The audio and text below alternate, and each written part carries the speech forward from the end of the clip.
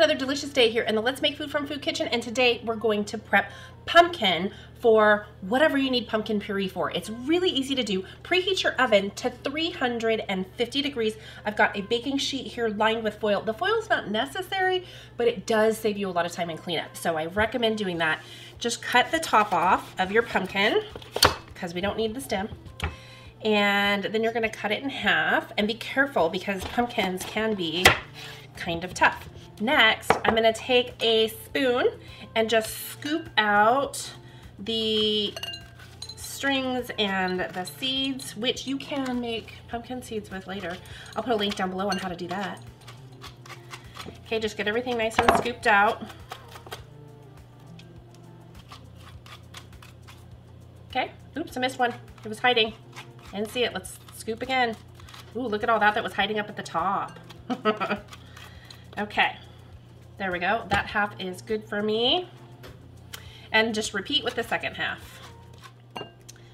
There we go. It doesn't have to be perfect. I'm gonna go ahead and cut these one more time and just lay them out on my baking sheet. So this is a pie pumpkin. They're very small. It's not gonna take as long to cook. If you're using a larger pumpkin, it could take you over an hour to get this baked. So what you're gonna do is kind of gauge it, bake it for about 30 minutes, check it with a fork. You want it to be fork tender, like that fork should go through like butter.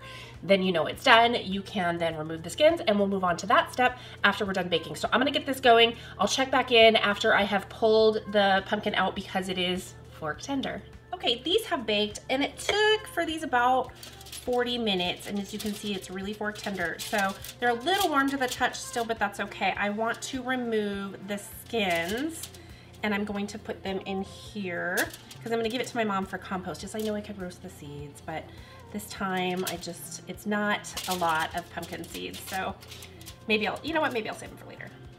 So I'm just gonna peel this off. And I want to save as much of the flesh as I can. You always lose a little bit, but you know, if you cook them well enough, a lot of times they'll just peel right off. But be careful not to overcook them, because then the pumpkin gets hard where it's overcooked. This is fine right here, but if it gets too overdone, then it won't mash up. Like this little piece right here, that's too much, and it's of course just the stringy part. So I'll just pull those parts out because what we're going for is mashing this up into a puree.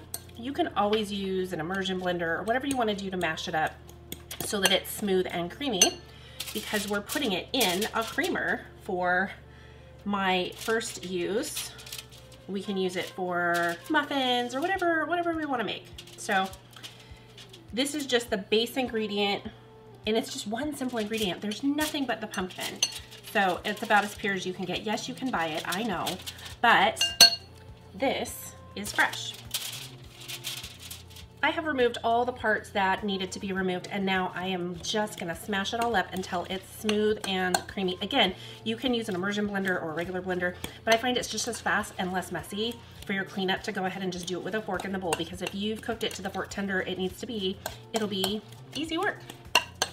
Look at how fast this is going. And depending on what you're using it for, you could leave some of the strings in there like that. Or if you want it super smooth and creamy, just keep on going until you've got it to the consistency you're looking for. Okay, I am happy with that, and we are done. All we gotta do is put this in some sort of storage container till we're ready to use it. You can freeze it. This will freeze nicely. So you can portion it out into 1 cup servings. You can just put it all away. However you wanna store it. You can store it in the fridge for 5 days, maybe 6. Store it in the freezer 2-3 months. You can go past that, but it starts to kind of break down after that. So that is all you need to do. Thanks for joining me here today on another kitchen adventure. From my kitchen to yours, let's make food from food. That's one boy puppy.